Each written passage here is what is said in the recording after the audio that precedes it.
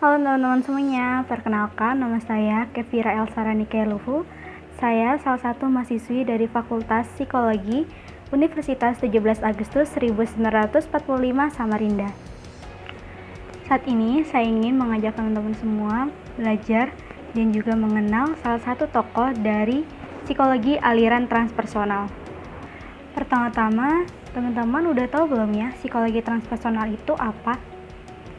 Kata transpersonal terdiri dari dua kata. Yang pertama adalah trans yang artinya beyond atau melewati, dan yang kedua adalah personal artinya diri manusia. Bisa diartikan psikologi transpersonal adalah yang mempelajari dimensi yang melewati diri manusia.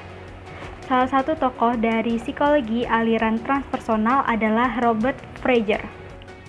Robert Fraser terlahir dari keluarga Yahudi di California, Amerika Serikat pada tanggal 20 Juni 1940.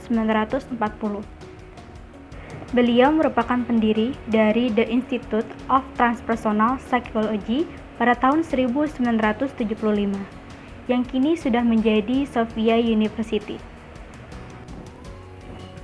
Robert Fraser pernah menjadi presiden The Association for Transpersonal Psychology, dan juga Robert Fraser pernah berkuliah di Reed College di Portland pada tahun 1957 sampai 1061. Beliau mendapatkan gelar PhD di bidang psikologi sosial dari Harvard University di Cambridge pada tahun 1967. Robert Fraser merupakan pendiri dari psikologi sufi atau psikologi tasawuf. Menurut teman-teman udah tahu belum ya apa arti dari sufi atau tasawuf? Jika menurut Kamus Besar Bahasa Indonesia, makna dari sufi adalah ahli ilmu tasawuf, sedangkan makna dari tasawuf adalah ajaran atau cara untuk mengenal dan mendekatkan diri kepada Allah. Dalam bukunya Psikologi Sufi, yang ia tulis menegaskan bahwa tasawuf adalah pendekatan yang sangat holistik dengan memahamkan bahwa tasawuf adalah disiplin spiritual bagi semua orang tanpa kelas dan kasta. Menurut Robert Fraser, terdapat perbedaan antara psikologi sufi dan psikologi modern. Yang pertama, psikologi modern menganggap alam semesta bersifat materi, sedangkan psikologi sufi menganggap alam semesta merupakan ciptaan Tuhan dan merupakan indikasi kehadirannya. Yang kedua, psikologi modern mempunyai keyakinan bahwa struktur manusia tidak lebih penting dari tubuh dan pikiran, sedangkan psikologi sufi menganggap bahwa hati spiritual merupakan elemen penting dari manusia. Yang ketiga, psikologi modern memandang manusia dari sudut pandang negatif dan keterbatasan seperti yang tergambar pada psikologi klinis. Sedangkan psikologi sufi memandang manusia memiliki potensi untuk lebih baik atau bahkan lebih rendah dari binatang. Yang keempat, psikologi modern menganggap bahwa puncak kesadaran manusia adalah kesadaran rasional, sedangkan psikologi sufi menganggap kesadaran manusia bisa lebih luas lagi. Yang kelima, psikologi modern menganggap pentingnya harga diri dan keakuan atau ego, sedangkan psikologi sufi membagi keakuan menjadi dua, yaitu positif dan negatif.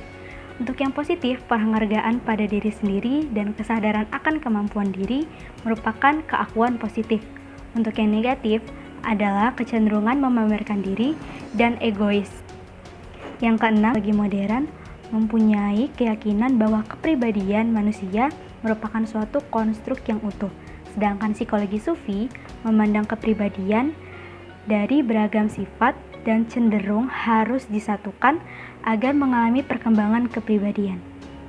Yang ketujuh, psikologi modern menempatkan rasio dan logika menjadi instrumen utama dalam memperoleh pengetahuan, sedangkan psikologi sufi meyakini adanya kecerdasan lain yang lebih tinggi yang memungkinkan manusia bisa mengenal spiritual dan makna hidup.